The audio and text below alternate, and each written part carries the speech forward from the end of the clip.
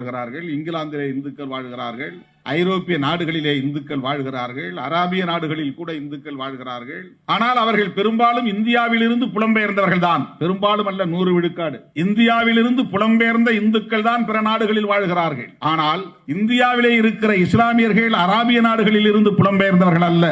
இந்தியாவிலே இருக்கிற கிறிஸ்தவர்கள் ஐரோப்பிய நாடுகளில் இருந்து புலம்பெயர்ந்தவர்கள் அல்ல.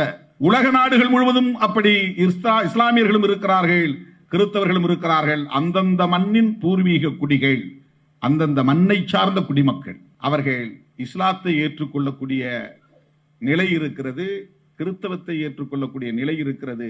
நான் கேட்கிறேன், உலகத்தில் வேறு எந்த நாட்டிலாவது, எந்த நாட்டின் ஒரு குடிமகனாவது நான் கிறிஸ்தவத்தை விட்டு இந்துவை ஏற்றுக்கொண்டேன், இந்து மதத்தை ஏற்றுக்கொண்டேன், நான் இஸ்லாத்தை விட்டு இந்து மதத்தை ஏற்றுக்கொண்டேன் என்று சொல்லுகிற சான்று காட்டுகிற நிலை உண்டா?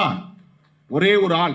கிறிஸ்தவத்திற்கு முன்னர் தோன்றிய மதம், இஸ்லாத்துக்கு முன்னர் தோன்றிய மதம், எந்த காலத்தில் தோன்றியது என்றே வரையறுத்து சொல்ல முடியாத அளவுக்கு தொன்மை வாய்ந்த மதம் என்றெல்லாம் சொல்லப்படுகிற நிலையிலே ஏன் இந்த மதம் இந்தியாவை தாண்டி வேறு எந்த மண்ணிலும் எந்த தேசத்திலும் பரவவில்லை?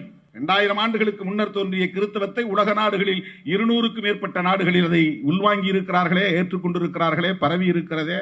அரேபிய நாடுகள் முழுவதும், இன்னும் உலக நாடுகள், தென்னாப்பிரிக்க நாடுகளிலும் இஸ்லாம் பரவி இருக்கிறதே. ஆட்சி அதிகாரத்திலே இருக்கிறார்களே, இஸ்லாமிய நாடுகளே உருவாகி இருக்கின்றனவே, கிறிஸ்தவ நாடுகளே உருவாகி இருக்கின்றனவே. ஏன் இந்தியாவை தவிர வேறு எந்த இடத்திலும் எந்த தேசத்திலும் அந்த நாட்டின் குடிமகன் இந்து மதத்தை ஏற்றுக்கொள்ளவில்லை என்பதை இந்துக்களுக்காக பாடுபடக்கூடியவர்கள் ஒரு கணம் சிந்தித்து பார்க்க வேண்டும்.